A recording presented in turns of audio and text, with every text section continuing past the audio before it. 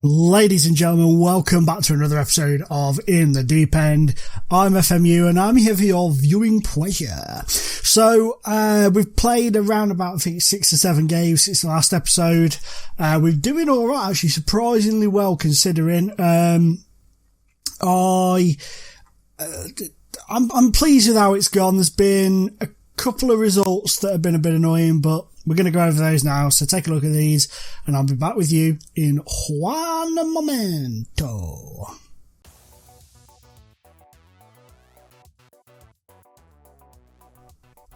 We followed up that fantastic cup game against Sheffield United with a really good win in the league against Bournemouth. It was a difficult game, even though we won quite clearly by 3-1, but it wasn't as easy as the scoreline suggested. Bournemouth were very good in possession of the ball. It's just our finishing was a lot better than theirs on the day. Fazio had a really good game for them at the back. I think if it wasn't for him and the goalkeeper, we'd have probably got a few more goals on the day, to be honest. Then we invited Manchester City, I know you said Middlesbrough, Manchester City into the Hall of Frustration by drawing 1 apiece with them. They dominated from start to finish, but they were silly boys and gave away a penalty on the 67th minute, and Stuani slotted it home. We managed to hold out for the rest of the game, and I was ecstatic with the players from this game. I really was. We played fantastically well to frustrate and hold Man City off, and despite their dominance, just because of the way we conducted ourselves, I felt we fully deserved a point.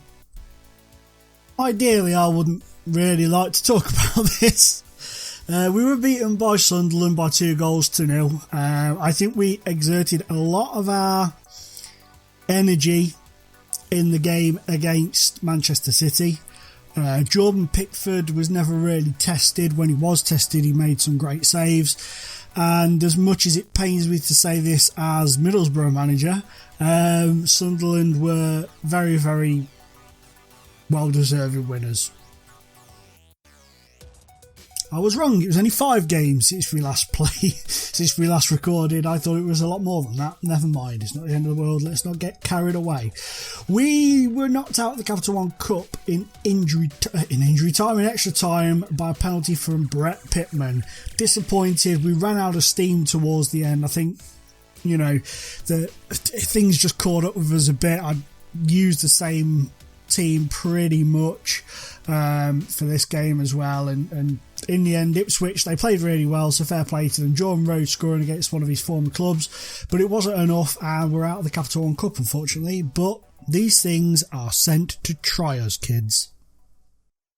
So yeah, that's how we've been getting on. It's not been bad at all, really, all things considered. The Premier League is looking like this. Tottenham, who is today's live com, are top of the league, undefeated. We are 4th, 5 wins, 1 draw, and 3 defeats. Funnily enough, the 3 defeats have come against teams that are expected to struggle, but Norwich and Sunderland are doing very, very well. Sunderland is 3rd, Norwich is 7th. Swansea, however, are down the bottom, having a bit of a struggle. We drew against Manchester City, who are currently 12th. Ouch. And we've had good wins against Everton, Bournemouth, Leicester, Crystal Palace, and of course Chelsea. So it's not been a bad start at all. I'm really pleased with the way it's gone. In terms of finance, we've still got £20 million in the bank. Sorry, I've got kind of like a... Oh, that's better. I thought I was going to burp then, but no, it wasn't that. Sometimes when you've got like a yawn type thing, it's just stuck inside you trying to get out and you're trying to hold the bitch in. Anyway, so yeah, we're doing all right. I'm pleased with the way the finance is looking at the moment. I'm pleased with the way the squad's going. In terms of the squad, we do have a couple of players out now. Marcelino and Douglas Coutinho are both out injured. This was the lineup I was toying with playing today. I was toying with the idea of going with a weakened team to try and keep things fresh, to try and keep things going. But when I look back at it, it's not really viable. There's a few players in there that are really kind of not to the fitness I'd need them to be. And it was not so much a weakened team, but I need to rotate. And my boys were pretty pooped from the game against Ipswich, so I was looking at the possibility of perhaps resting them, but then I didn't realise, much to my shame, that Tottenham were top of the league and undefeated, so I kind of now can't really work with what I was going to work with, so we'll have to have another look at that in a moment. Let me just have a quick little... what was it I was going to show you? I was going to show you the player stats and stuff. Britt Malonga's in with 7 goals now. He's having a fantastic old time. Second top goal scorer is incidentally Jordan Rhodes, who's been in and out. He's been rotated more. We've not used him as often as we would have maybe last season. Vasic has come in and he's got 2 in 2. He's played in cup games and he's done really well for us in cup games. Hasn't featured in the league yet, but that will probably change today. He's going to be on the bench because Coutinho's out, so we need to pop him on the bench. So we'll get cracking onto this match. We've got Stoke coming up after that as well, which is going to be a difficult game. They're in 8th position. They're always a difficult team to come up against, Stoke. We all know that much. Mm-hmm. Lovely cup of tea. Gotta love it. And what's up with you? You want first tier football? Well,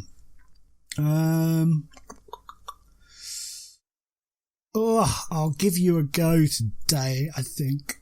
Kieran Gibbs is doing alright, but he could do with a bit of a rest, I think. This is going to be an interesting game against Tottenham. I don't know what to expect in the slightest. Let's hit the old... Where's it gone? There it is. For a second there, I couldn't for the life of me remember where the quick pick is. The quick pick pickers. So, yes. No. Well, yeah, I suppose. See, this is the trouble. We're going to fecking extra time. Vasic, you can go on the bench today.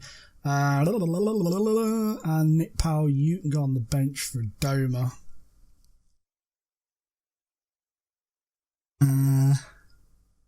Yeah, that'll do, Pig. I guess that'll do. There's not much else we can do, really. I don't honestly think we're going to have enough in the tank to get through this match with a point, to be honest. I'm not expecting all 3. Tottenham are a bloody good side from what we've seen, what we've witnessed. So I'm not expecting us to get much from it. That's all good. That's all fine. So, yeah, I mean, if we get a point, I'll be chuffed to pieces for that. That'll be superb. But I don't know, Manchester United are dropping down the table as well. I didn't realise they were in a bad space. Arsenal not doing too great, but here's Douglas Costa. Great save from Timo Horn there. Happy with that. It's relatively quiet. Opening 20 minutes to the game. I mean, he's done us there, Bruma. Great save from Horn again. He has been absolutely sensational, Timo Horn. We all know how good he is on FM, and he's really, really stepped up in games this season. That Manchester City game, he was just superb. He was like getting to everything humanly possible. He was just there in the way. One part of his body or another was blocking the shots. Second half, let's just passionately tell them, keep it going. I said we could still win today. That wasn't what I meant to do. I meant to kind of say, just keep it going out there. You're doing fine. Now I've got them filled their heads with crazy delusions of grandeur. Mind you, we could nick it, I suppose, couldn't we? That'd be a beauty if we could just nip a goal in, then run away like embarrassed children and hide behind something till the game's over.